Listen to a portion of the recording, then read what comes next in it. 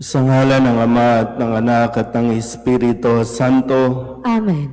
ang pagpapala ng ating Panginoong Hesukristo, ang pag-ibig ng Diyos Ama, at ang makikipagkaisa ng Espiritu Santo, naway sumainyong lahat. At sumayo rin.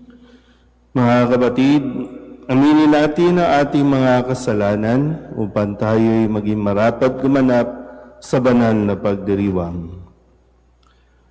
Inaamin ko sa makapangyarihang Diyos at sa inyo mga kapatid, na lubha akong nagkasala sa isip, sa salita at sa gawa, at sa aking pagkukulang. Kaya isinasamo ko sa mahal na Birheng Maria, sa lahat ng mga anghel at mga banal, at sa inyo mga kapatid, na ako'y panalangin sa Panginoong ating Diyos.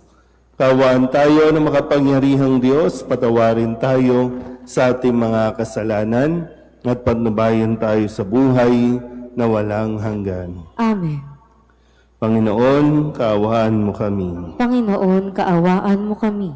Kristo, kaawaan mo kami. Kristo, kaawaan mo kami. Panginoon, kaawaan mo kami. Panginoon, kaawaan mo kami. Manalangin tayo. Bilang pagkakamit na namin sa makalangit mong pagpapala sa pamamagitan ni Hesukristo, kasama ng Espiritu Santo, magpasawalang hanggan. Amen.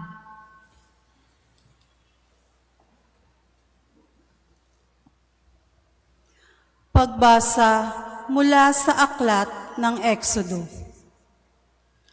Noong mga araw na iyon, si Moises ay bumaba na ng bundok. Dala niya ang 2 tapyas na batong kinasusulatan ng mga utos na ang Diyos mismo ang sumulat. Nang pabalik na sila, narinig ni Joshua ang sigawan ng mga tao. Sinabi niya kay Moises, "Parang may digmaan sa kampo. Ang naririnig ko'y hindi sigaw ng tagumpay o ng pagkatalo, kundi awitan," sagot ni Moises. Nang sila'y malapit na sa kampo, nakita ni Moises ang guya at ang mga taong nagsasayawan. Dahil dito, nagalit siya. Ibinalibag niya sa paanan ng bundok ang mga tapyas na bato at ito'y nadurog. Kinuha niya ang guya at sinunog. Pagkatapos, dinurog niya ito ng pino, saka ibinuhos sa tubig at ipinainom sa mga Israelita. Hinarap niya si Aaron, "Ano ba ang nangyari sa iyo at pumayag kang gawin ang kasamaang ito?" Sumagot si Aaron, "Huwag ka nang magalit sa akin, kapatid ko. Alam mo naman kung gaano katigas ang kanilang ulo. Hindi ko sila mapigil sa paggawa ng kasamaang ito. Sinabi nila sa akin na igawa ko sila ng Diyos na mangunguna sa kanila sapagkat hindi nila alam kung ano na ang nangyari sa iyo. Kaya tinanong ko sila kung sino ang may ginto. Ibinigay nila sa akin ang mga alahas. Tinunaw ko sa apoy at lumabas ang guyang iyon." Kinabukasan, sinabi ni Moises sa mga tao, "Napakalaki ng nagawa ninyong kasalanan. Aahon ako ngayon sa bundok at makikipagkita sa Panginoon. Baka sakaling maihingi ko kayo ng tawad." Umahon nga sa bundok si Moises at dumaing sa Panginoon. Sinabi niya, "Napakalaking kasalanan ang nagawa ng mga tao. Gumawa sila ng Diyos-Diyos ang ginto. Pinakikiusap ko pong patawarin na ninyo sila. Kung hindi ninyo sila mapatawad, burahin na ninyo sa inyong aklat ang aking pangalan." Sumagot ang Panginoon, "Kung sino ang nagkasala sa akin, ay siya kong buburahin sa aking aklat. Ngayon, pangunahan mo sila sa lugar na sinasabi ko sa iyo at papatnubayan kayo ng aking anghel. Ngunit darating ang araw na parurusahan ko ang mga Israelita dahil sa kanilang mga kasalanan. Ang salita ng Diyos. Salamat sa Diyos. Pasalamat tayo sa Diyos, kabutihan niya'y lubos. Pasalamat tayo sa Diyos. Kabutihan niya'y lubos. Sa may bundok ng Horeb, doon ay naghugis niyong gintong baka. Matapos mahugis, ang ginawa nila'y kanilang sinamba. Ang dakilang Diyos ay pinagpalit sa Diyos na nilikha, sa Diyos na baka, na ang kinakain ay damong sariwa. Pasalamat tayo sa Diyos. Kabutihan niya'y lubos. Kanilang nilimot ang Panginoong Diyos, ang tagapagligtas, na yaong ginawa doon sa Ehipto'y kagilagilalas. Sa lupaing iyon, ang ginawa niya'y tunay na himala. Sa dagat na tambo, yaong nasaksihan ay kahanga-hanga. Pasalamat tayo sa Diyos. Kabutihan niya'y lubos. Ang pasya ng Diyos sa ginawa nila'y lipulin pagdaka. Agad na dumulog sa poon si Moises na magitan siya, at hindi natuloy yaong kapasiyahan na lipulin sila. Pasalamat tayo sa Diyos. Kabutihan niya'y lubos. Magsitayo na po ang lahat.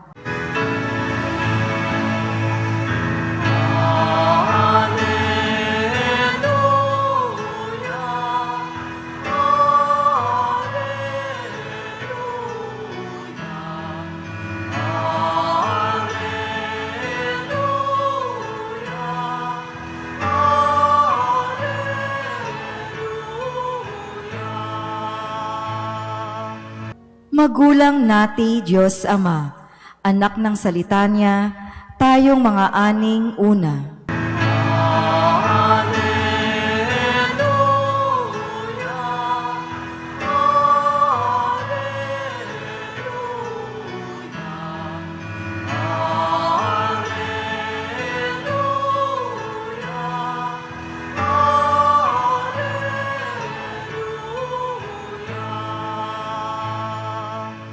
Sumainyo ang Panginoon. At sumaiyo rin. Ang mabuting balita ng Panginoon ayon kay San Mateo. Papuri sa iyo, Panginoon. Noong panahong iyon, isa na namang talinghaga ang inilahad ni Jesus sa mga tao. Ang paghahari ng Diyos ay katulad nito. May isang taong nagtanim ng isang butil ng mustasa sa kanyang bukid. Pinakamaliit ito sa lahat ng binhi. Ngunit kapag natanim na at lumago, ay nagiging pinakamalaki sa lahat ng puno ng gulay. Ito'y nagiging punong kahoy, ano pat nakapamumugaran ng mga ibon ang mga sanga nito. Nagsalaysay pa siya ng ibang talinghaga. Ang paghahari ng Diyos ay katulad ng libadura na inihalo ng isang babae sa 3 takal na harina at umalsa ang buong masa. Sinabi ni Jesus sa mga tao ang lahat ng ito sa pamamagitan ng mga talinghaga, at wala siyang sinabi sa kanila nang hindi gumagamit ng talinghaga. Ginawa niya ito upang matupad ang sinabi ng propeta. Magsasalita ako sa kanila sa pamamagitan ng mga talinghaga. Ihahayag ko sa kanila ang mga bagay na nalilihim mula ng likain ang sanlibutan. Ang mabuting balita ng Panginoon. Pinupuri ka namin, Panginoong Hesukristo. Ngayon po ay Lunes ng 17 linggo sa karaniwang panahon.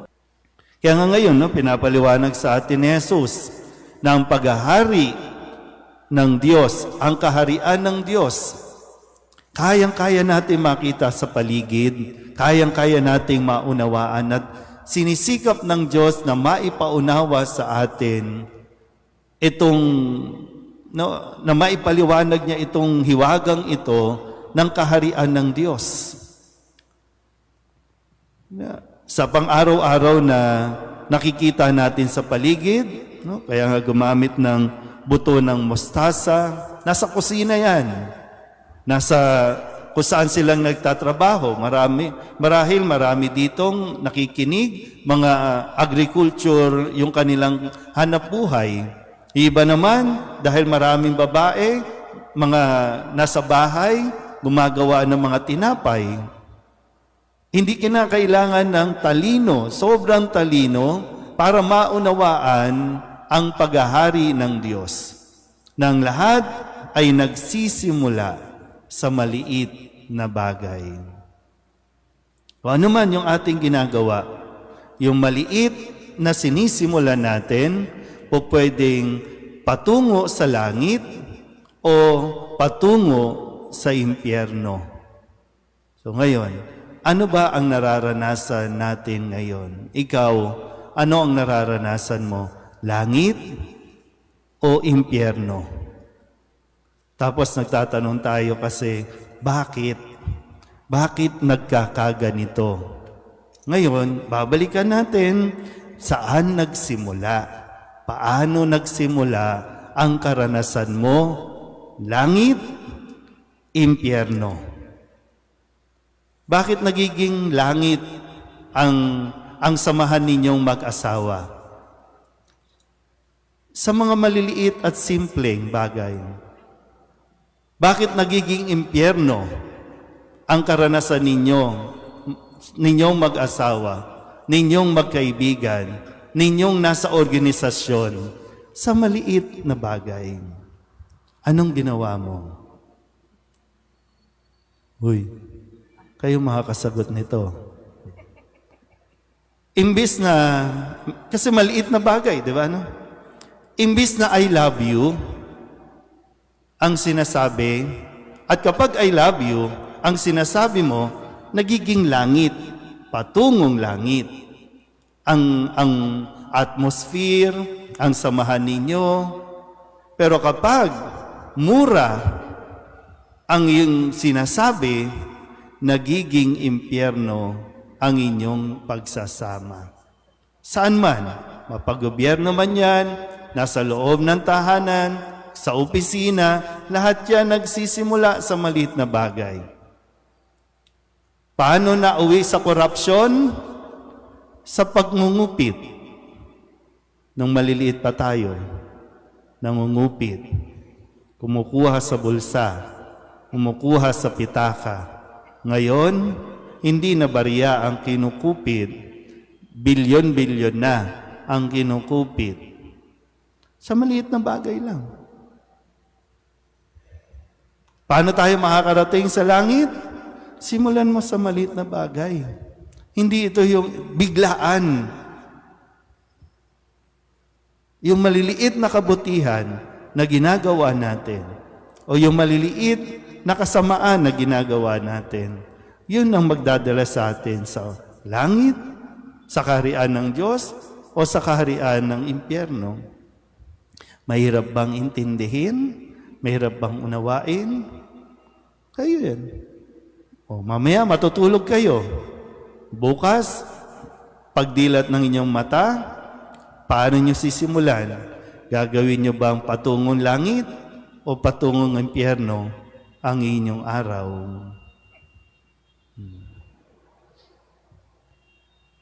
Maraming nasira ng mga samahan dahil lamang sa isang click, dahil lamang sa isang text. Maliit na bagay lang yan. Hi lang yan, di ba no? Hi. Alam, ang tanong, kanino ka nag-hi? Nag-hi ka ba sa asawa mo? O nag-hi ka sa iba? O kaya, dahil nag-hi ka sa iba, rumble na. Away na, gulo na. At ano nangyari? Hiwa-hiwalay na. Di ba? Bigla lang ba kayong naghiwalay? Sa mga may asawa dito, no? Tabi-tabi po. Bigla lang ba kayong naghiwalay? Hindi naman, di ba? Kung i-backtrack natin, saan nagsimula? So, tabi-tabi po. Sa mga may sakit, bigla lang ba nandiyan dyan yan? Hindi. Saan nagsimula? Sa mga pills. Maliliit lang yung pills eh. O ngayon, malaki na yung cancer. Saan nagsisimula? Kaya kumbaga, ibinabalik lang tayo kasi siyempre ito yung magdadala sa atin sa kahantungan natin. Gaya ng nangyari sa unang pagbasa, anong ginawa? Pinagsama-sama nila yung mga alahas nila, yung mga ginto. Gumawa ng isang malaking guya. Bigla lang bang nag-appear yung guya doon? Hindi. Yung mga iniisip nila na, ay wala na, hindi nang babalik si Moises. Matagal lang nasa bundok. Kaya kailangan natin ng Diyos-Diyosan na gagabay sa atin. Kaya bumuo sila. Hindi naman bigla yung...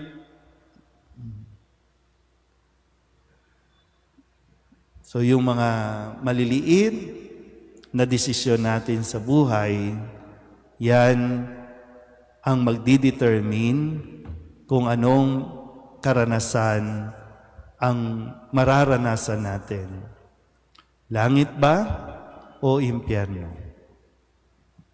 Amen?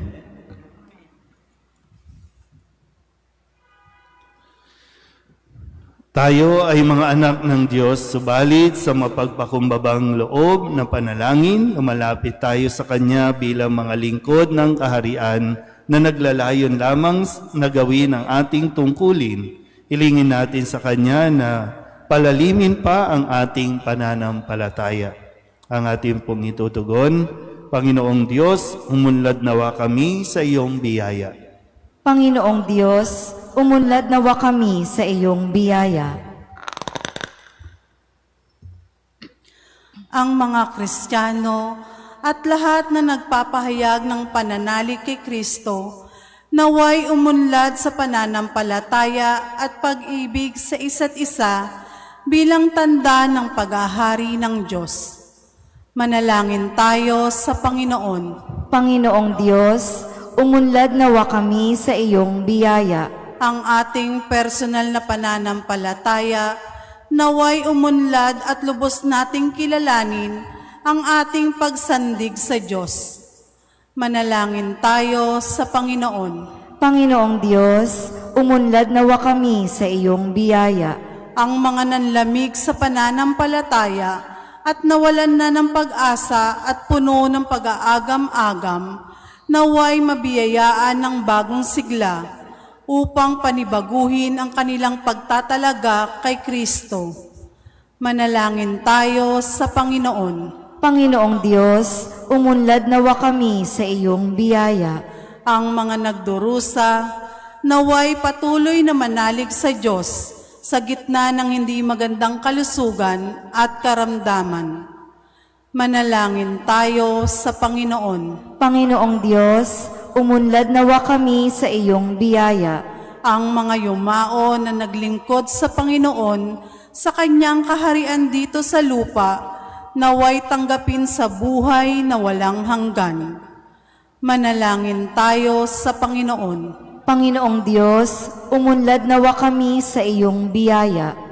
Idulog din natin sa Panginoon ang ating mga personal na kahilingan at mga panalangin para sa ating mga pamilya, kasama din ang mga kahilingan ng mga nanonood sa online.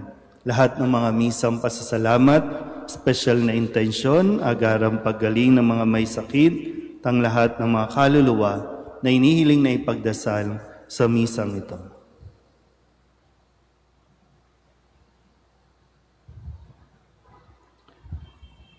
Ang lahat ng ito ay inihiling namin sa ngalan ni Kristo, ang aming Panginoon. Amen.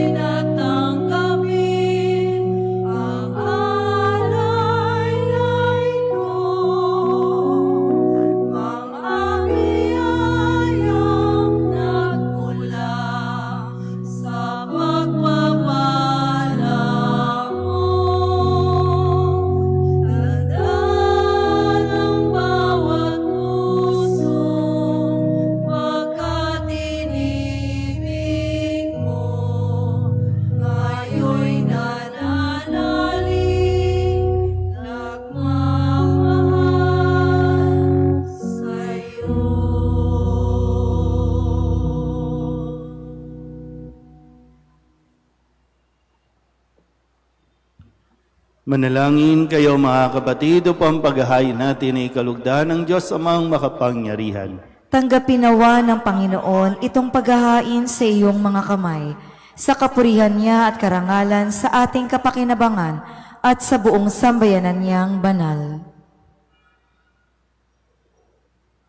Ama naming lumika, tanggapin mo ang mga alay na sa iyo rin nagmula at ngayoy aming inihahanda sa iyong dambana upang sa aming ginaganap na pagdiriwang ang iyong paglingap ay magtaguyod sa tanan at magpabanal sa aming pamumuhay sa kasalukuyan at mag-akay sa amin sa ligayang walang katapusan sa pamamagitan ni Jesucristo kasama ng Espiritu Santo magpasawalang hanggan. Amen. Sumainyo ang Panginoon. At sumaiyo rin. Itaas sa Diyos ang inyong puso at diwa. Itinaas na namin sa Panginoon. Pasalamatan natin ang Panginoong ating Diyos. Marapat na siya ay pasalamatan.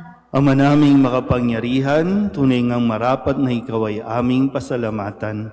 Ikinalugod mong likain ang sanlibutan na iyong pinagbabago at idinarangal sa pamamagitan ng iyong anak na kinalulugdan, kaya't utang na loob ng iyong mga itinatangi at ng mga banal na kapiling mong lagi ang iyong paggiliw at pagkakandili. Kaya kaysa ng mga anghel na nagsisiawit ng papuri sa iyo, nang walang humpay sa kalangitan, kami nagbubunyi sa iyong kadakilaan.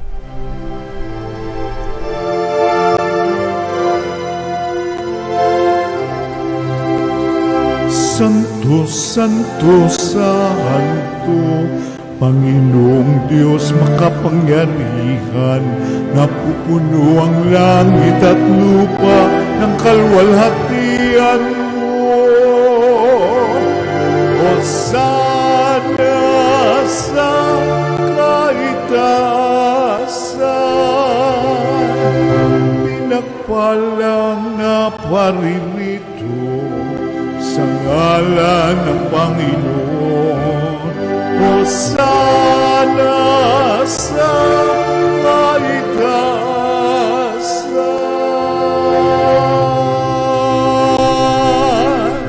Ama naming banal, ikaw ang bukal ng tanang kabanalan. Kaya't sa pamamagitan ng iyong Espiritu, gawin mong banal ang kaloob na ito upang para sa aming maging katawan at dugo ng aming Panginoong Jesucristo. Bago niya pinagtiis ang kusang loob na maging handog, hinawakan niya ang tinapay, pinasalamatan kaniya, pinaghati-hati niya iyon, iniabot sa kanyang mga alagad at sinabi, "Tanggapin ninyong lahat ito at kanin, ito ang aking katawan na ihahandog para sa inyo."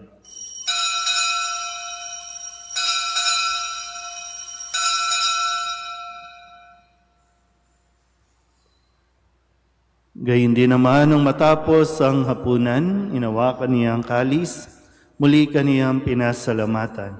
Iniabot niya ang kalis sa kanyang mga alagad at sinabi, "Tanggapin ninyong lahat ito at inumin. Ito ang kalis ng aking dugo, ng bago at walang hanggan tipan. Ang aking dugo na ibubuhos para sa inyo at para sa lahat, sa ikapagpapatawad ng mga kasalanan. Gawin ninyo ito sa pag-alaala sa akin."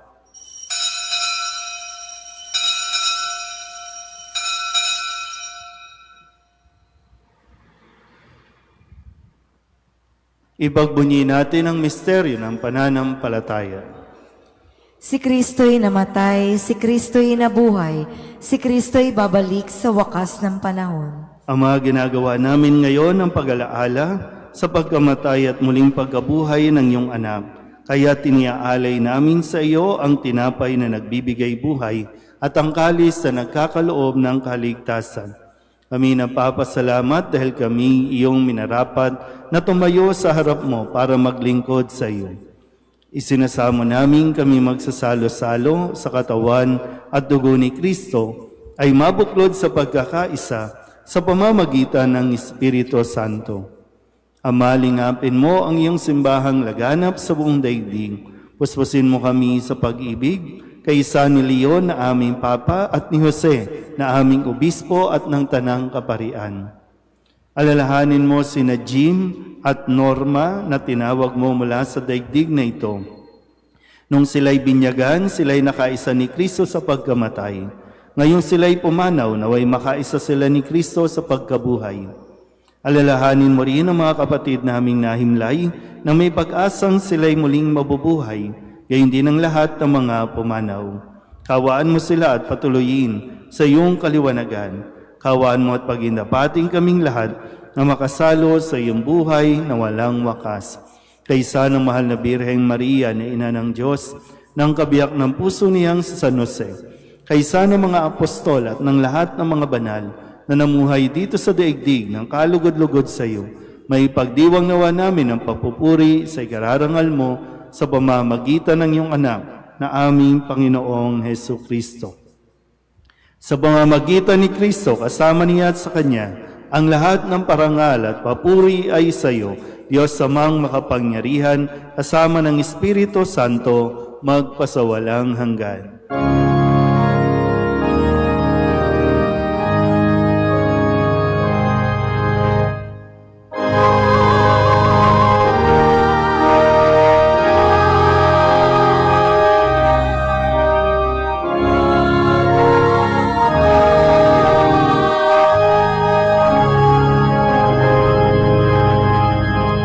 Sa tagubilin ng manakagagaling na utos at turo ni Jesus sa Panginoon natin at Diyos, ipahayag natin ang lakas loob.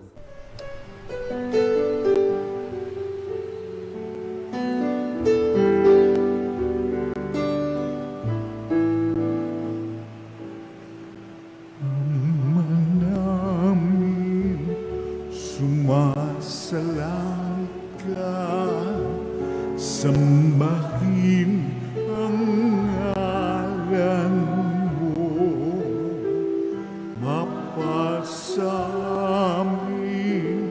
ang kaharian mo, sundin ang loob mo dito sa lupa para nang sa langit. Bigyan mo po kami ngayon ng aming kakanin sa araw-araw at patawarin mo kami sa aming mga sala para ng pagpapatawan namin sa nagkakasala sa amin, at huwag mo kaming ipagdulot sa tukso, at yadya mo kami sa lahat ng masama. Hinihiling namin kami iadya sa lahat ng masama, pagkalooban ng kapayapaan araw-araw, iligtas sa kasalanan at ilayo sa lahat ng kapahamakan, samantalang aming pinananabikan ang dakilang araw ng pagpapahayag ng tagapagligtas naming sa Jesucristo. Sapagkat iyo ang kaharian at ang kapangyarihan at ang kapurihan, magpakailanman. Amen. Panginoong Jesucristo, sinabi mo sa iyong mga apostol, kapayapaan ang iniiwan ko sa inyo, ang aking kapayapaan ang binibigay ko sa inyo. Tunghayan mo ang aming pananampalataya at huwag ang aming mga pagkakasala. Pagkalooban mo kami ng kapayapaan at pagkakaisa ayon sa iyong kalooban, kasama ng Espiritu Santo, magpasawalang hanggan. Amen. Ang kapayapaan ng Panginoon ay laging sumainyo. At sumayo rin. Magbigayan tayo ng kapayapaan sa isa't isa.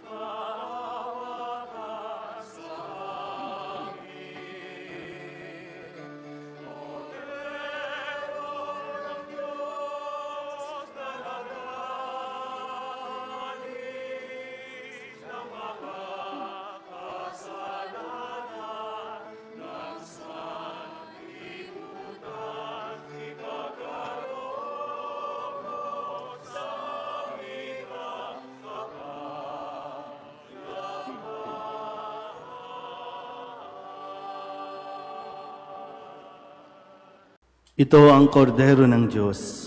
Ito ang nag-aalis ng kasalanan ng sanlibutan.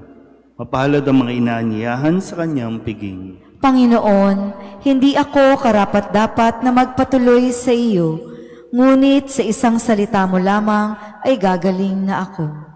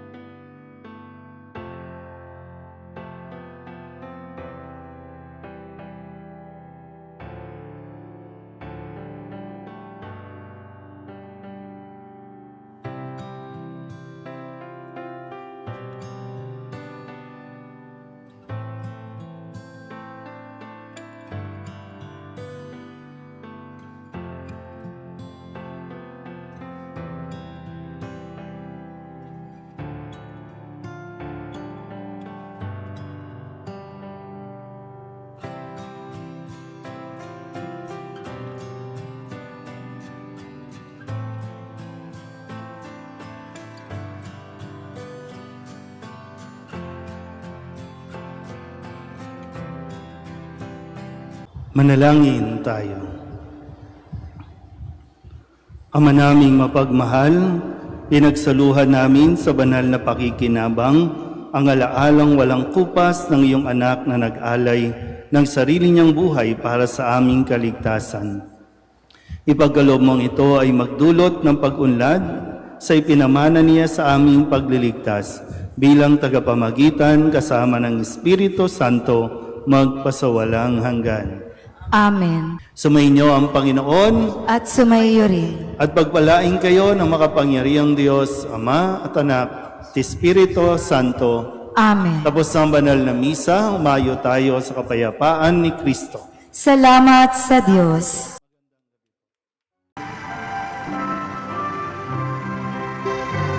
Nuestro Padre Jesus Nazareno, sinasamba ka namin, pinipintungo ka namin, aral mo ang aming buhay at kaligtasan. Nuestro Padre Jesus Nazareno, iligtas mo kami sa kasalanan. Ang krus mong kinamatayan ay sagisag ng aming kaligtasan. Nuestro Padre Jesus Nazareno, dinarangal ka na amin. Nuestro Padre Jesus Nazareno, nilulwalhati ka namin.